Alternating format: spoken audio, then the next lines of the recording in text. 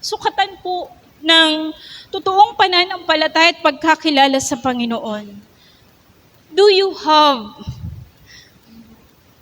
a faith that obeys God? Meron po ba tayong pananampalataya na talaga hong sumusunod ho sa Panginoon? Meron po ba talaga tayong pananampalataya na talaga hong tumatalikod ho sa mga bagay na hindi ho kalooban ho ng Diyos? Kasi ho, ang totoong pagkakilala sa Panginoon, ang totoong pananampalataya ho sa Panginoong Jesus ng Biblia, hindi lamang po nagtatapos sa pananampalataya. Makikita ho yan sa buhay, makikita ho sa atin hong mga desisyon, makikita ho yan sa bunga ho. Namumunga ho ba tayo? Yun ho yung tanong eh. May pagbabago ba ho sa buhay po natin? Yun ho yung tanong sa atin. Ano po,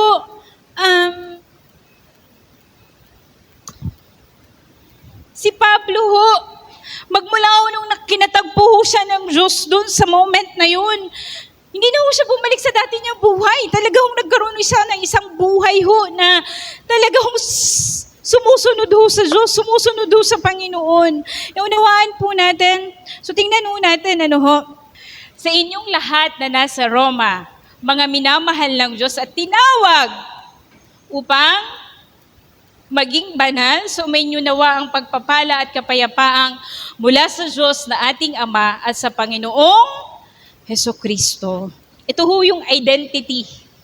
Magmula ho nung tayo ho ay nakakilala sa Panginoon, binago na ho tayo ng Diyos. Kaya nga ho, nung pinawalang sala ho tayo ng Diyos, dapat ho ang buhay ho natin ay namumuhay ayon po sa kabanalan. Pag sinabi ho natin kabanalan, ito ba yung di ka na nagkakamali, hindi ho yun eh. Pero alam mo na sa loob mo, meron hong desire na sundin at talagang sumunod po sa nais ng Diyos sa buhay po natin. Kaya tingnan ho natin, ano nga po yung pagpapakilala ho ni Pablo sa kanyang sarili. Namumuhay ka ba bilang isang mananampalataya ng Panginoon as bilang hinirang ng Diyos? Or are you living as one called set apart? Kamusta ho tayo? Kamusta ho ang ating katapatan ho sa ating Diyos? Sa ating hong relasyon ho sa Panginoon? Are you a bondservant of Jesus Christ? Alam mo ba sa sarili mo na ang nagmamay-ari sa iyo ay ang Panginoon? Kamusta po yung buhay po natin? Naiintindihan mo ba talaga ang mabuting balita? Kung ano yung kapangyarihan na ginawa ho ng Panginoon sa krus? Kung ano po yung kapangyarihan ng kanyang muling pagkabuhay? Yun yung tanong mo sa atin ngayong hapon. Nananahan ka ba sa sarili mong kakayanan na parang galing-galing ko? Diba? Hindi mo nauunawaan yung kapangyarihan po ng muling pagkabuhay ho ng Panginoon. Unawaan ho natin, ang pananampalataya po ba natin is faith obedient o Sunday obedient lang po? Pag Sunday po, sumusunod po ako sa Panginoon. Pero pag Monday to Saturday, namumuhay po ba tayo para po sa ikararangal ng pangalan ho ng Panginoon? Yun yung tanong mo sa atin eh. Tingin ho kayo sa akin, mga kabataan, namumuhay po ba tayo para sa ikararangal ho ng Panginoon? Ang pangalan ng Panginoon sa ating buhay? Mga magulang, bawat isa ho sa atin, the question for us this afternoon ay, nabubuhay ba ako? Kamusta po yung pamumuhay ho natin? Para ba sa ikararangal ng Panginoon? Yun yung tanong eh. Ang pananampalataya po ba natin ay pananampalataya na kung saan sumusunod ho sa nais ng Diyos, sa kalooban ng Diyos sa buhay po natin? Yung buhay po ba natin na nagkakaroon po ba ng bunga ng kagalakan, Panginoon, yung kagalakan na mapagsilbihan ka, kagalakan na manilbihan sa iyong harapan, kagalakan na maparangalan ka sa aking buhay? May ganun po ba? Yun yung tanong eh. Naiintindihan po ba natin yung kapangyarihan po ng muling pagkabuhay ho ng Panginoon? Nararanasan po ba natin yung peace, yung kapayapaan na nagmumula ho sa Panginoon? Yun ho yung tanong. Like Paul, grabe no? Kung paano ho binago ng Diyos si Paul, kaya rin ho tayong baguhin. Kaya po ngayong hapon ay tingnan ho natin. Sabi ho natin, set apart, the calling that wrecks you, shapes you, and sends you. Okay? Isang panawagan. Okay, ano pong dating pangalan ni Paul? Ano pong dating pangalan ni Paul? Okay, ang dating pangalan po niya ay Saulo. Tama ba ako? Saulo. Okay, si Saul. At ang dati niya pong buhay ay galito siya sa mga mananampalataya. Galito siya sa mga Christians. Ang ginagawa po niya, naghahanap po siya ng mga Christians na nagpe-fellowship at isusumbong niya po yon at ipapapatay. At siya po ang naging dahilan kung bakit po si Esteban po ay ang kauna-unahang martyr po. Ay namatay. At pinagbabato ho. Alam niyo ho, si Pablo ho, nung nakatagpo niya ho ang Panginoon, nung siya ho ay nakakilala ho sa Panginoon, sabi ko nga ho sa inyo, ang kanyang buhay po ay turned 360 degrees. Talaga hong grabe ho yung pagbabago na ginawa ho ng Panginoon sa kanya. Okay? So, magmula po sa Saulo, pinalitan po ang pangalan niya na Pablo, naging Paul. Okay. Mula dun sa pangalan na mamamatay tao, napalitan po ang pangalan niya ng Paul na kung saan, pangalan na kung saan nakasurrender po sa Diyos. Grabe ho yung sobra hong tindi ho ng pangalan niya before. Galing ho kasi niya eh. Saul was his name when he walked with power. Paul was his name when he walked with purpose. One was the name of a man of position, the other was the name of a man surrendered to the king. Nung siya ho ay wala pa ho sa Panginoon, grabe ho yung tingin niya sa sarili niya, galing niya. Makapangyarihan po siya, member ho siya ng isang organization na talaga hong grabe ho yung kapangyarihan. Pero ho, nung nakatagpo niya ang Panginoon, nung nakakilala siya sa Panginoon, naging Pablo, naging Paul ang pangalan niya. Paul was his name when he walked with purpose. Nung siya ho ay binago ho ng Diyos, nagkaroon ho meron hong binigay na misyon, may binigay hong calling ang Panginoon sa kanya. One was the name of a man of position. Diba ho? Grabe ho eh. Isa ho siyang mataas ho sa lipunan. The other was the name of a man surrendered to the king. Grabe ho, nung siya ho'y nakakilala ho sa Panginoon, grabe yung pagbabago ho ng Panginoon sa buhay niya. Kapag ho, ang Panginoon po ang kumilos, kahit po anong paniniwala mo dati, kahit anong tigas ng puso ho natin, kaya ho tayong baguhin ho ng Diyos eh. Naunawaan po natin. At sa Romans 1 po, pinakita po ng Diyos na ang nakilala ho nating Pablo ay hindi ho isang celebrity. Hindi ho celebrity, hindi ho bayani. Isang Pablo ho na nakasuko ang buhay sa Diyos.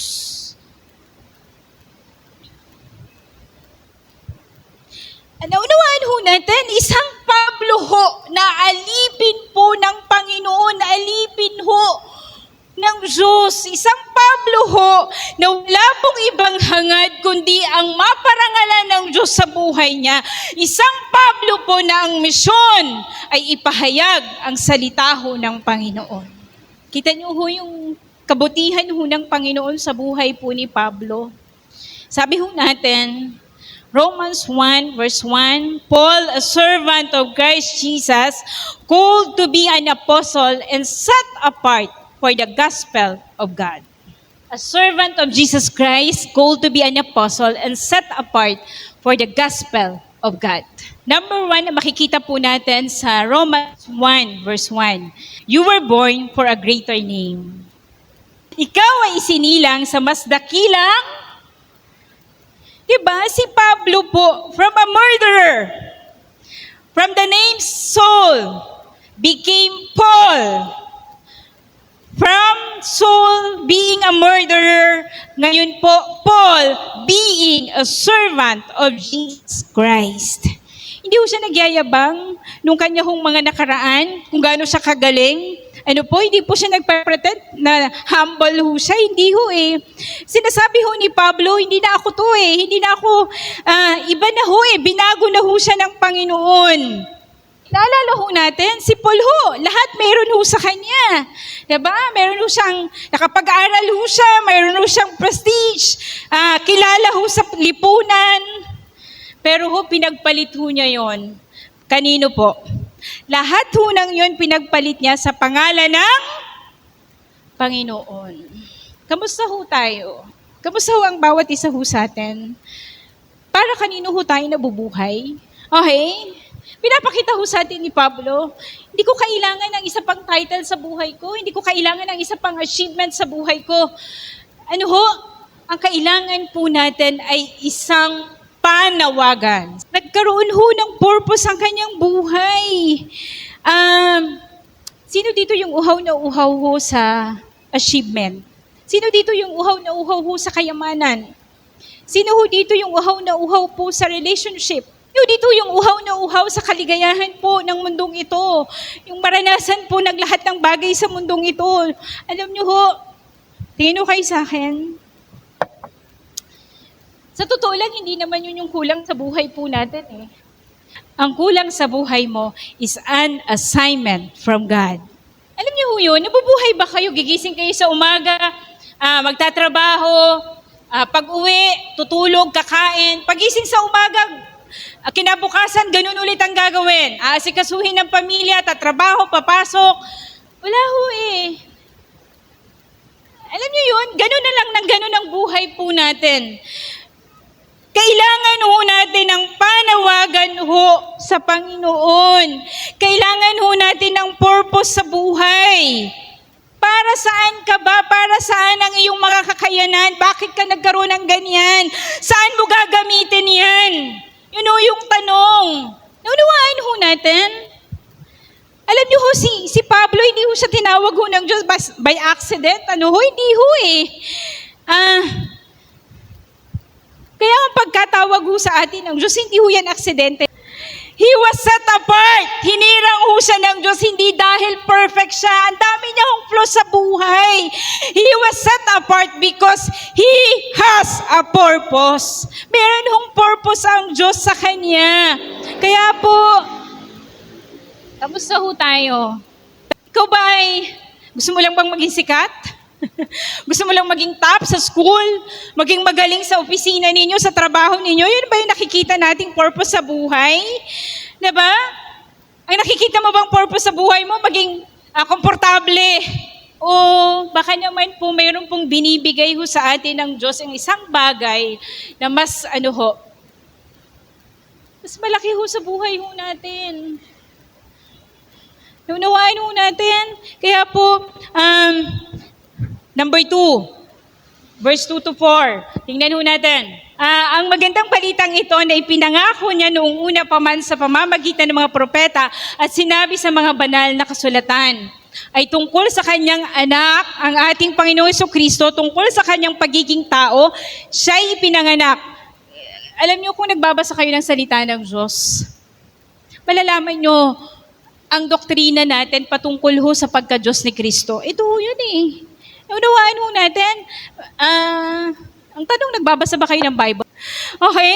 Tungkol sa kanyang pagiging tao, siya ipinanganak mula sa lahi ni David, subalit tungkol sa kanyang pagka-Diyos, pinatunayan ng banal na Espiritu na siya ay anak ng Diyos sa pamamagitan ng isang makapangyarihang gawa ang kanyang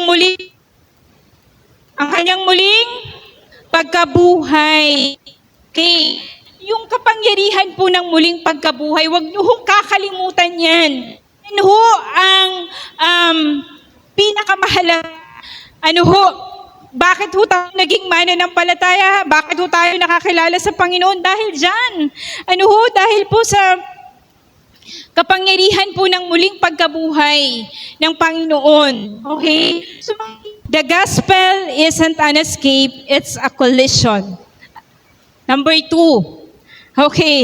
Ang mabuting balita ay hindi pagtakas, kundi ito ay banggaan. Pag sinabi ho nating banggaan, o collision, parang ganun ho. Sinabi ho nating mabuting balita, ang mabuting balita, hindi ho nangyari na isang ganun. Nung una pa man po, kung babasahin po natin ang Old Testament, makikita na ho natin na sinabi ho ng Panginoon yan. Sabi ko nga ho sa inyo, may isang isisilang na sanggol. Sinabi na ho yan sa Old Testament pa lang. Naunawaan po na. Pag sinabi natin the gospel isn't an escape, it's a collision. Marami sa ating mananampalataya, pag nakakilala sa Panginoon, akala nila yun na lang. Wala ka nang ginagawa. Okay na ako. Save na ako. Christian na ako. Mananampalataya na ako. Wala ka na hong gagawin. Nasa bahay nyo na lang ikaw. Sa trabaho mo, ang inaatupag mo, trabaho lang talaga. Pero hindi mo nakikita yung oportunidad na ipahayag ang salita ho ng Diyos, ipahayag ang kapangyarihan ng muling pagkabuhay po ng Panginoon. Yun ang problema ho sa atin Iyan ho tayo Lagi ho tayo nandun sa safe side. Okay? Dapat makita ho natin, Panginoon, grabe yung kapangyarihan ng iyong muling pagkabuhay. Hindi pwedeng itago ko ang pagiging mananampalataya ko. Kailangan malaman ng tao. You need to engage as Christians. Panginoon, si Pablo ba, nung siya ay nakakilala sa Panginoon, nanatili lang ba siya sa bahay nila? Hindi. Naging siya, from Samaria, Judea, Jerusalem, Rome, lahat ho yun pinuntahan niya para ho ipahayag ang salita ho ng Diyos. Kamusta ho ang bawat isa ho sa atin? Hindi ka nga nagmimisyon Pag-attend nga ng Bible study, hindi ka umaattend Pag-attend ng prayer meeting, hindi ka nga umaattend Sobrang komportable ho natin. Paano ho makikilala ang Panginoong Jesus sa pamamagitan ng buhay mo? Yun ho yung tanong. Ito ho yung Tama ho yung isang pastor Ito ang nakakalungkot, di ba? Pag ho sa ibang bansa, ang mga Christians ho doon, sobrang active ho nila. Pagdating ho sa pag-share ng Word of God, pagdating ho sa paninilbihan po sa Panginoon, pag-uwi ng Pilipinas, kamusta ho tayo? Kasi pumunta ka na naman sa komportable. Ito yung comfort zone mo. Maraming mananampalataya ho sa atin na galing ibang bansa, nakakulong ho sa bahay. Kung gaano ho sila ka-active sa ibang bansa, pagdating ho dito, wala ho nanlalamig. Bakit? Hindi ho, kung naranasan mo ang Panginoon doon, bakit hindi ho natin dito, kung gaano ka ka-bold doon sa lugar na yun, dapat dito din. Unawaan ho natin, sana ho yun ang makita ho natin. Okay, kaya nga ho sabi ho natin, hindi ho, ito ho, ang avenue, hindi ho religion. Ito ho'y patungkol sa relasyon ho natin sa Panginoon. Ito ho'y patungkol sa kapangyarihan po ng ginawa ho ng Panginoon sa krus. Kung paano ho tayo binago ho ng Diyos sa buhay po natin. Kita niyo ho yun? Ganun ho. Kasi nakita mo hindi ka papayag. Panginoon, naranasan ko po ang kapangyarihan ng iyong muling pagkabuhay. Hindi ka papayag. Yung pagkakilala mo sa Panginoon, itatago mo, mananahimik ka. Unawaan po natin, tandaan po natin, ang isang pananampalataya na ayaw humakbang, pakinggan niyong mabuti. Ang isang pananampalatayang ayaw humakbang, isang pananampalataya na ayaw pong mag-take ng risk at gusto lamang po nasa safe side, hindi ho yan pananampalataya. It's not faith. Kasi pag yung gusto ho natin sa buhay, lagi hong maaluan, komportable, wala na hong dyan, pananampalataya ho dyan. Unawaan ho natin, grabe ho yung naranasan ni Paul, kung titingnan ho natin. Okay, tingnan ho natin sa 5 and 6. Okay. Kaya kabilang sa mga tinawag na maging mga tagasunod ni Hesukristo. to bring about the obedience of faith for the sake of His name among all the nations. Ayan.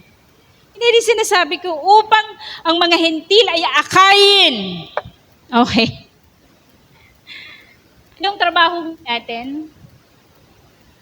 Upang ang mga hentil ay akayin sa pagsunod na naaayon sa pananampalataya, kayo'y kabilang sa mga tinawag na maging mga tagasunod ni Hesukristo. Kapag tinawag ka ho ng Diyos, you can stay comfortable. Ano ho? Kapag ikaw ay tinawag ng Diyos, hindi ka mananatili sa... Saan po?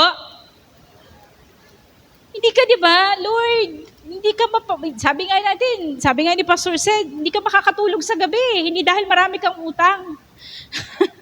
Hindi ka makakatulog sa gabi dahil binasted ka, hindi yun eh. Hindi ka makakatulog sa gabi kasi alam mo, Panginoon, may mga taong hindi pa nakakilala sa iyo. Panginoon, yung mga kapitbahay ko, yung pamilya ko, yung mga kaibigan ko, yung mga kaklase ko, wala pa eh. Hindi pa nila alam ang tungkol sa Panginoong Jesus. Kaya hindi ka ho mapapakali. Tayo ho, kamusta? Sarap ng tulog mo sa gabi, pero yung nanay tatay mo hindi pa Christian. Sarap ng tulog mo sa gabi, pero yung mga anak mo hindi nila alam ang tungkol sa Panginoong Jesus. Huwag na ho tayong lumayo. Sarap ng tulog mo sa gabi, yung boyfriend mo, yung girlfriend mo, hindi alam ang patungkol sa Panginoong Jesus. Yan ho tayo eh. Sarap ng tulog ho natin sa gabi, pero yung mga empleyado ho natin sa ating negosyo, sa ating kumpanya, hindi pa alam ang tungkol sa Panginoong Jesus. Ay naging CEO ka, Christian ka, diba? Anong gagawin mo? Yun ho yung tanong mo sa atin. Yung mga anak ho natin, hindi alam ang tungkol sa Panginoong Jesus. Yung mga anak natin, hindi umaatand ng church. Nakakatulog ka ba niyan sa gabi? Nakakatulog ka sa gabi, alam mo yung anak mo, umaatan lang kasi umaatan ka, pero hindi alam ang tungkol sa Panginoong Jesus. Nakakalungkot. Tingnan mo si Paul, mula Samaria, Judea at hanggang Rome. Yan ho si Paul eh. Sumunod ho siya sa Panginoon. Sabi ho nung isang tagapagturo, even when you're trembling, kahit nanginginig ka na, kahit takot na takot ka, sumunod ka sa Panginoon dahil ang Panginoon ang tumawag sa iyo, ang Panginoon ang magtatawid sa iyo, ang Panginoon ang gagabay sa iyo. Alam niyo yun. Kaya po, ito ang ginawa ni Paul eh. Yung mga kabataan po natin. Diba? Yung parang susunod ka sa Panginoon, hindi lang dahil sa takot ka sa Panginoon, kundi dahil alam mo, mahal mo ang Diyos eh. Lord, gagawin ko to dahil mahal kita, hindi dahil inutos lang sa akin, o dahil masabi lang na ako may ginagawa sa church, o dahil masabi lang na nagmi-ministry ako. Pero Panginoon, gagawin ko to dahil mahal kita. Iba ho yung pagsunod sa Panginoon na alam mong dahil sa pagmamahal mo sa Diyos. Naunawaan ho natin, yung pananampalataya po, yung pagsunod ho sa Panginoon na pananampalataya po na kayang lumakad sa ibabaw ng tubig. Kaya yung sinasabi ho na tinatawag siya ng Panginoon pero hindi takot naman humakbang. Diba? Wala ho yun eh, hindi ho pananampalataya yun. Naunawaan ho natin. Sabi nga po, isa lang na ma-sharean po natin. Hindi mo kailangang mag-preach. Hindi mo kailangang makipagdebate. Just share your story. Umpisahan po natin doon para po sa ikararangal ho ng Panginoon. Sana ito po yung magbigay ho sa atin ng motivation sa lahat ng ginagawa natin. Maparangalan po ang Panginoon sa buhay po natin. And verse 7, sa inyong lahat na nasa Roma, mga minamahal ng Diyos at tinawag upang maging banal, sumainyo nawa ang pagpapala at kapayapaang mula sa Diyos na ating Ama at sa Panginoong Hesukristo. Sabihin mo sa katabi mo, you are not forgotten. You are called by name. Okay? Hindi ka nakalimutan. Tinawag ka sa iyong pangalan. We are not forgotten by God. We are called by name. Kung paano po tinawag si Saul from Saul to Paul.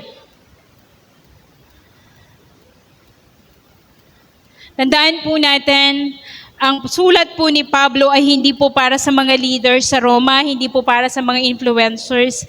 Ang sulat po ni Pablo sa Roma ay para sa mga ordinaryong tao na kung saan namumuhay ng tapat bilang mga tagasunod ni Kristo sa isang lugar na napaka-delikado. Pero pinili pong mamuhay ng tapat sa pagkakilala at pagsunod ho sa Panginoon. Okay? To all in Rome who are loved by God. Sa inyong lahat na nasa Roma, mga minamahal ng Diyos. Sabihin mo nga sa katabi mo, mahal ka ng Panginoon. Diba? Ang sarap ho lang napakinggan at malaman yung katotohanan na mahal ako ng Panginoon. Diba? Sometimes, hindi ho natin gusto yung nangyayari sa buhay po natin. Minsan ho, may mga panalangin po tayo na hindi ho, parang ang tagal hong mangyayari. May mga tao ho na nire-reject ho tayo. May mga tao po na ayaw ho sa atin dahil sa pagkakilala po natin sa Panginoon, dahil sa pagsunod ho natin sa Panginoon. May mga bagay ho tayong hindi na mararanasan sa buhay dahil sa pagsunod ho natin sa Panginoon. Pero yung katotohanan, pakinggan ho nating mabuti. Yung katotohanan sinasabi ho ng Diyos, anak, sa kabila ng lahat ng yan, gusto kong malaman mo na minamahal kita. Gusto kong malaman mo na mahal kita. Diba? Ang sarap lang ho na ang Diyos na makapangyarihan sa lahat na may gawa ng langit at lupa ay mahal ako. Sino ba ako? Sino ho ba tayo sa harapan ho ng Diyos? But we are loved by God. Minahal ho tayo, minamahal ho tayo, at patuloy ho tayong mamahalin ho ng Panginoon. Tandaan ho natin, bago ho tayo maging kagamit-gamit ho sa Diyos, di ba? Ano po yung unang ginawa niya ho sa atin? Minahal niya po muna tayo. Minahal po muna tayo ho ng Panginoon. To all in Rome who are loved by God and called to be His holy people. Diba ho? Kaya ho, church, ulitin mo ulit sa katabi mo. Sabihin mo, mahal na mahal ka ng Panginoon. Hindi lang po tayo basta mahal ho ng Diyos. We are called to be holy, set apart. Naunawaan ho natin, sabi ho ni Pablo, grace and peace to you. Okay? Grace and peace to you. Yung grace, hindi po natin yan pwedeng makuha sa pamamagitan ho ng galing natin. Bigay ho yan, kaloob. Dahil sa kagandahang loob lamang po ng Diyos. Okay? Naunawaan ho natin. Ganda ho, nag-start ho si Paul sa sulat ho niya sa aklat ho ng Roma. Hindi sa mamamagitan ng isang kapangyarihan na ako, ganito ko, ang galing ko, ganyan. Hindi ho eh. He started with, surrender. Hindi ho sa pamamagitan ho ng lakas, but sa pamamagitan ho ng isang panawagan.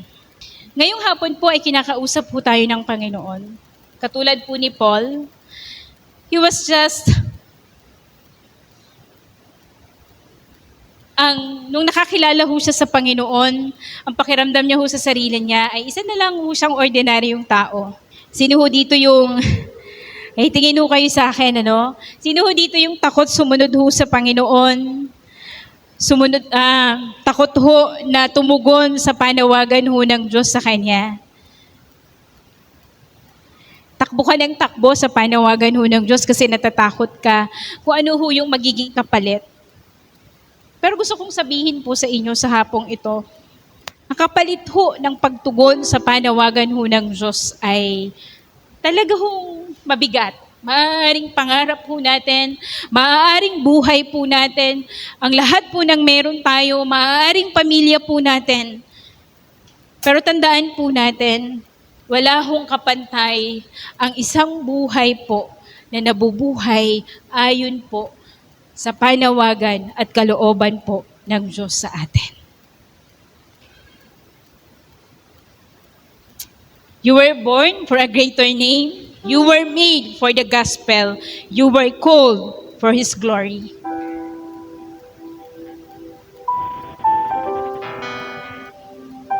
Kaya po ngayong hapon, ang panawagan ko po sa bawat isa, tayo po ay lumabas. Take risk. Humakbang po tayo. Step out. Hayaan po natin na basagin po tayo ng Diyos. Hayaan po natin na hubugin po tayo ng Diyos at hayaan po natin na tayo po ay ipadala ho ng Diyos kung saan niya po nais na tayo po ay papuntahin. Dahil hindi ho kailangan ng mundong ito ng isang tao na perpekto at hindi nagkakamali. Ang kailangan po ng Diyos ay isang tao na nakasuko, isang puso, isang buhay po na nakasurrender po sa Panginoon. So ngayong hapon, anong pangalan po ang daladala natin? Are you still Saul or are you living in the name of Paul?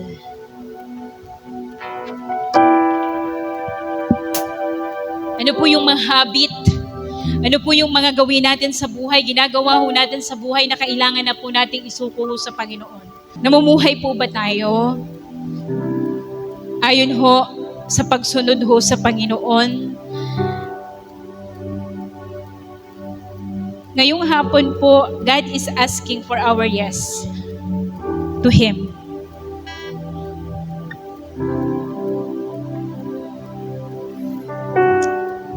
Kaya po, sabi ko nga kanina, sana ho bago matapos tong linggong ito, isa lang pong tao na makakausap po natin, sharean po natin, makakakwentuhan po natin, share po natin yung ating buhay, bisahan po natin sa ganon hanggang sa may share po natin ang salita po ng Diyos. Ang kapangyarihan po ng muling pagkabuhay po ng Panginoon.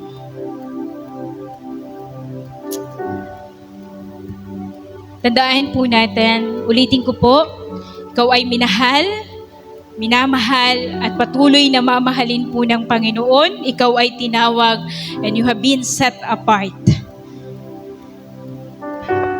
Sabihin mo sa katabi mo, huwag ka nang magtago, lumabas ka na. It's time to take risk. It's time to obey. Dahil hindi po, because Jesus is not looking for the strong, hindi po tumitingin. At hindi po naghahanap ang Panginoon ang mga maaayos, malalakas na tao, magagaling na tao. God is looking for the surrendered life.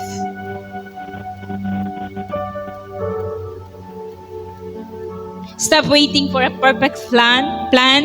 Say yes with trembling hands if you must. Kahit po medyo, diba, nanginginig ka eh. Marami, natatakot ka din. Pero gusto ko pong makita ho natin. Sabi mo sa katabi mo, say yes to God. Okay? And ngayong hapon po, dito po ako magtatapos sa isang kwento. Meron pong isang bata, ang pangalan po niya ay Edier Osvaldo Ruiz from Miduen, Colombia. Sino ho nakakaalam ng bansang Colombia? Ano po ang legal doon? Ano pong legal doon?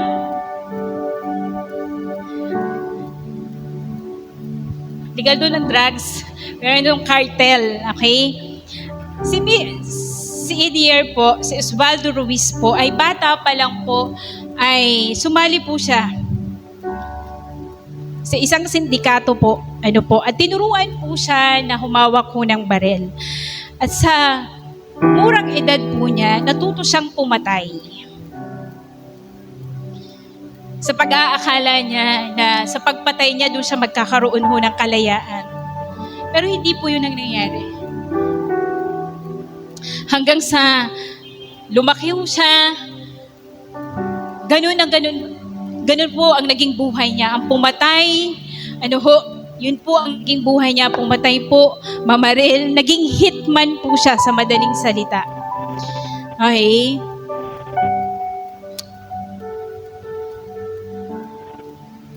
Natuto po siya na kumalabit ho ng baril at a very young age. Pero dun sa loob po niya, wala hong nagturo kung paano papatahimikin yung konsensya po na nararamdaman niya sa tuwing papatay ho siya, sa tuwing mayroon ho siyang babarilin. Tuwing pipikit po yung mga mata niya, nakikita niya po yung mukha ng mga taong pinapatay niya, mukha ng mga nanay, mukha ng mga bata na pinapatay po niya. At grabe ho, yung pagsigaw sa loob niya na, hindi may mali. Ganun po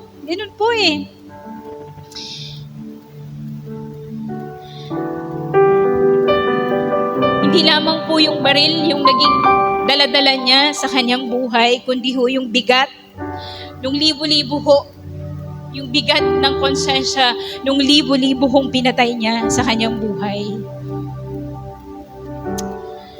At isang araw po, yung leader ho nung organization na sinamahan niya, nung sindikato na sinamahan niya, namatay. At lahat ho ng kasinungalingan na binigay ho sa kanya, itinuro ho sa kanya, doon niya ho nalaman, sa madaling salita po, siya ho ay nakulong.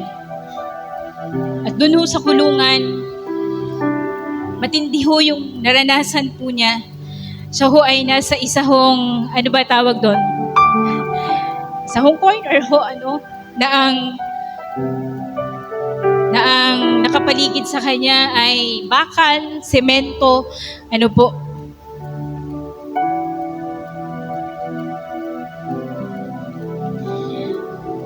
Hindi po, isang araw po ay, tuwing gabi ho, may naririnig ho siya, hindi ho iyakan, hindi ho sigawan, kundi mga awitan po. Awit ho patungkol ho sa Panginoon.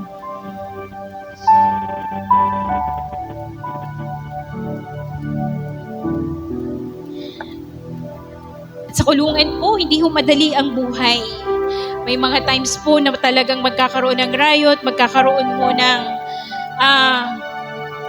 masasaktan ka ho, lahat ho nawala ho sa kanya.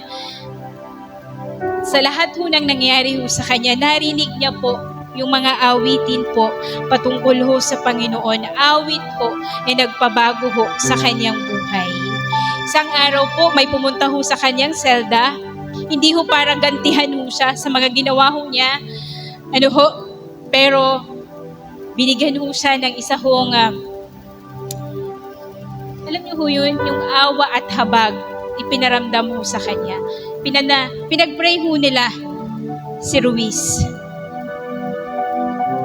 At mula ho doon sa kanya hong puso, sa loob ho niya, na mayroong parang bato, na ang tagal-tagal ho, na talaga ho, sobra ho mamamatay tao ho siya Nung meron hong nag-pray ho sa kanya, at narinig niya po yung mga awitan, at meron pong tao lumapit sa kanya na imbis na gantihan siya, hamakin siya, sisihin ho siya, binigyan niyo ho siya ng awa at habag. Mula doon po, meron hong nabasag sa loob niya. Sa gabi ho, hindi ho siya makatulog. Sobrang bigat ho ng kanyang nararamdaman. Alam niyo ho yung nangyari sa kanya? Napaluhod ho siya, lumuhod ho siya doon sa kanyang selda. Miyak ho siya. Tumawag ho siya sa Panginoon Jesus na ipinakilala po sa kanya sa Panginoong Jesus na namatay, inilibing at muling nabuhay. And there, kinatagpo ho siya ng Diyos.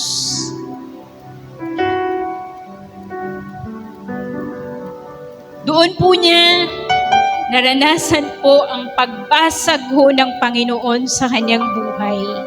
At mula noon, siya po'y nakakilala sa Panginoon. After 11 years po, siya po'y nakalaya. Hindi po siya tumigil.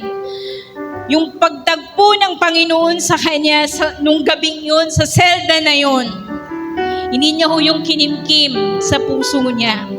Hindi ho siya pumayag na yung kapangyarihan ng muling pagkabuhay ng Panginoon ay hindi niya po ma-share sa iba. He became a pastor. Sa po ay naging pastor. Nagsimula ho siyang mag-preach. Nag-aral ho siya ng salita ng Diyos. At atong maganda, isa-isa niyang sinulatan yung mga pamilya nung mga pinatay ho niya at humingi ho siya ng tawad. Grabe, no?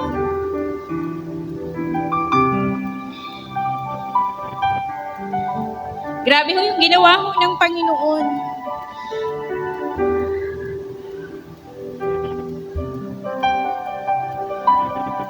Kung si Pablo po ay binago ho ng Diyos, kung ang isa pong bata na mamamatay tao, binago ho ng Diyos at naging pastor, tayo rin po ay kayang baguhin po ng Panginoon.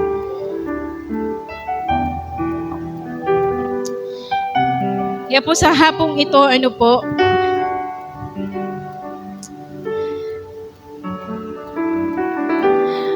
baka naman po namumuhay ka pa po sa pangalang Saulo. Matagal ng panahon na namumuhay ka sa pangalang Saulo. It is time to live for the name Paul. Binago na po tayo ng Panginoon. Hindi na po, sabihin mo sa katabi mo, hindi na nag-fit ang pangalang Saulo sa buhay mo.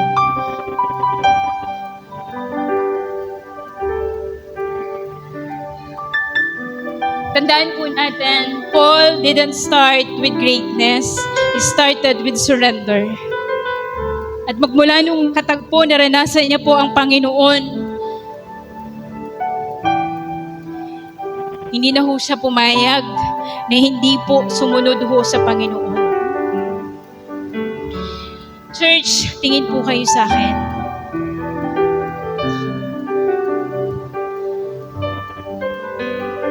Maaaring tinatawag po tayo ng Panginoon ngayon sa isang buhay ng pagsusuko po sa Panginoon.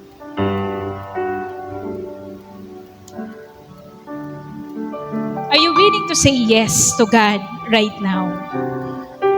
Yes, na baguhin ka ho ng Diyos.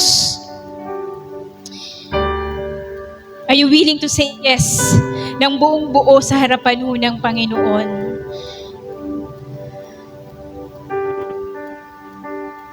Kaya po ang tanong ho sa atin, will you stay soul? Mananatili ka po ba sa pangalang Saulo? O mamumuhay ka bilang isang Pablo na kung saan tinawag, binago, at binigyan ho ng panawagan ho ng Diyos. Nanyaya ko po ang lahat na tayo po ay tumayo.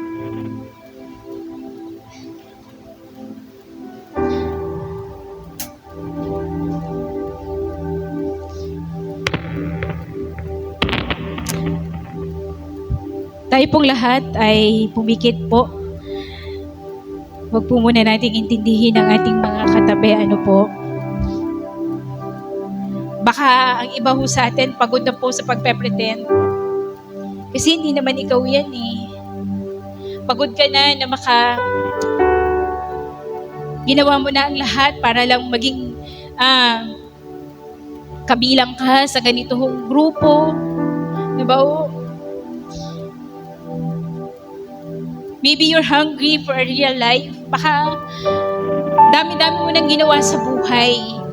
O akala po natin ang layo-layo na nang narating natin. Pero hindi po yan ang totoong buhay. Ngayong hapon po, ito lang po say yes to God. Say yes sa pagsunod po sa Panginoon. Say yes to the call. No one else can answer for you. Umuo ka sa panawagan ng Diyos. Say yes to the gospel that will cost you everything but give you more than you ever imagined. Umuo po tayo sa mabuting balita na kung saan it will cost us everything. Maaaring mawala lahat. Pero bibigyan po tayo ng Diyos more than we could imagine. Tandaan po natin, ang mundo pong ito ay hindi kailangan ng isang Saulo na mayabang, magaling. Ang mundo pong ito ay kailangan ng isang Paul, isang Pablo na nakasuko po sa harapan po ng Diyos.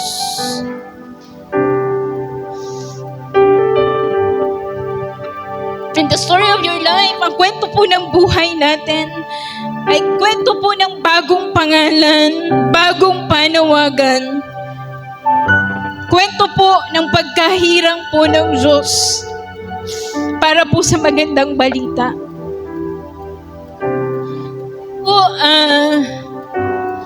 Sa pagsunod po natin sa Panginoon, hindi po madali. Sabi ko sa inyo, it will cost us everything. Pero tandaan po natin, God will give us more than we could ever imagine. Kahit natatakot po tayo, kahit ang dami pong challenges na humaharang po sa atin, just say yes to God. Dumaan ka man sa ibabaw ng tubig, tingin ka lang sa Panginoon, sapagkat ang Panginoon ang gabay at patnubay mo. Huwag po tayong matakot. Bago po tayo magtapos, bago po ako manalangin, awitin po natin sa Panginoon ang awit na to.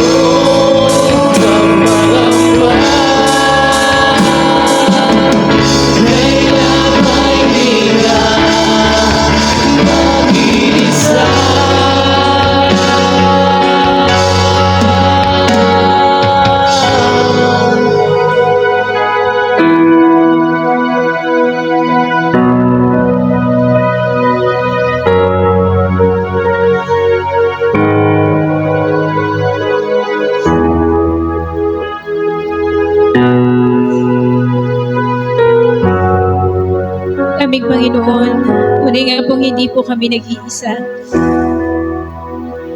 Kayo po ang aming gabay, kayo po ang aming patnubay, kayo po ang aming kasama. Salamat po aming Panginoon. Kayo po ay patuloy na lumapit po sa Panginoon sa hapong ito. What is God asking for us? Isang buhay po na nakasuko po sa Kanya.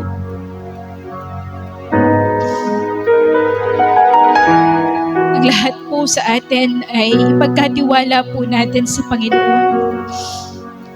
Ang buhay po natin, ang pamilya po natin, ang pangarap po natin,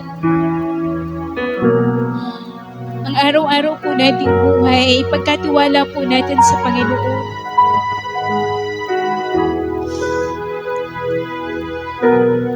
Panginoon, kami po ay sa aming Diyos na makapangyarihan sa lahat na may gawa ng langit at lupa. Ang Diyos na kung saan kumakausap po sa aming mga basag na puso.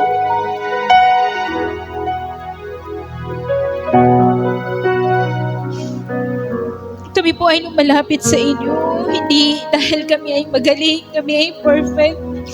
Wala po kaming may pagmamalaki sa inyong harapan. Ito po ay dahil sa biyaya nyo lamang, sa kagandahang loob nyo lamang, kaya kami nakakalapit sa inyo. Lord, lumalapit po kami na mayroon pong pagpapakumbaba sa iyong harapan. Lumalapit po kami sa inyo na mayroon pong pagsusuko ng buhay.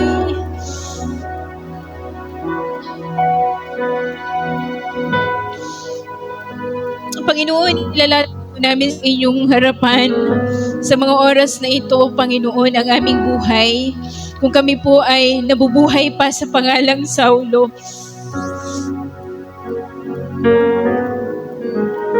kung tayo po ay nabubuhay pa sa pangalang Saulo, God is inviting you right now to say yes to God upang bigyan ka ng bagong pangalan. Buhay na kung saan mananagumpay sa piling ho ng Panginoon. Di po nakaangkla sa galing po natin, kundi buhay na nakaangkla po sa kapangyarihan ng Panginoong Yesus.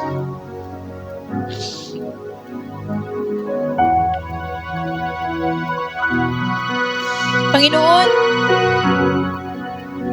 inilalapit po namin, inilalagay po namin ang mga pangalang ito sa iyong harapan. Kami po ay lumalapit sa inyo at hinihingi po namin to give us a new name, O God. A new name that comes from you, Panginoon, isang bagong pangalan na nagmumula lamang po sa inyo. Salamat po, Panginoon, aming Ama. Ngayong hapon po, lumalapit po sa inyo. God, Panginoon, set us apart.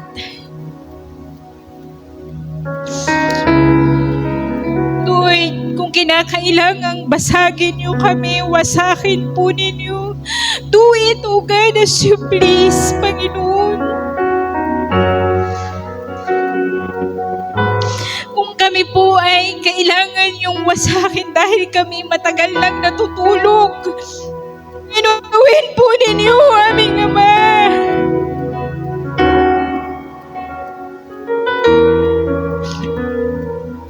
Lord, deserve us kung kami po'y manhid na bilang mga mananampalataya. Sa pangalan po ng Panginoong Yesus, aming Ama, kung wala kaming ginagawa, Panginoon, upang baguhin ang mundo ito at mailapit sa iyo, mga taong wala pang pagkakilala sa inyo, deserve us, O God, rock us, Panginoon, aming Amang banal. Alisin mo kami, Panginoon, sa isang komportableng buhay, aming Ama.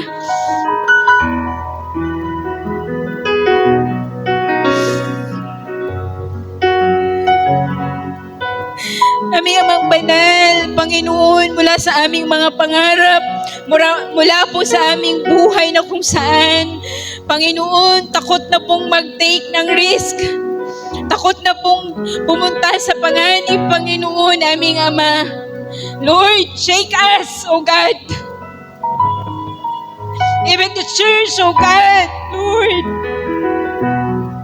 Kung kami po ay masyado ng komportable, Panginoon, aming Amang Banal.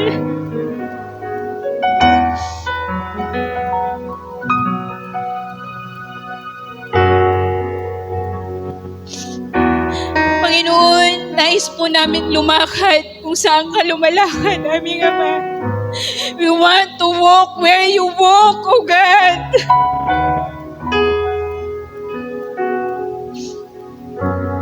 To speak what you speak, Panginoon, tulungan mo kami, aming Amang Banal. Lord, help us to carry the weight of your name to a world that do not know you, Panginoon Ama. Sa pangalan po ng Panginoong Jesus sa aming Amang Banal, and I pray, O God, make us tulos, Panginoon. Gawin mo kaming alipin po ninyo. Sa pangalan po ng Panginoong Jesus, O God, gawin niyo po kaming alipin ng inyong pag-ibig. Ang pag-ibig na hindi po mawawala po sa amin. Sa pangalan po ng Panginoong Jesus.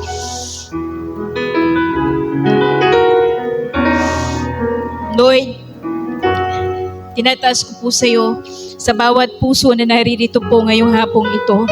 Sa bawat buhay na naririto po ngayong hapong ito, Panginoon Ama. Lord, ang katotohanan po ng iyong salita ay magsalita po sa kanila, Panginoon. Yun po ang kanilang pakinggan, hindi po ang kasinungalingan ng mundong ito, aming Ama.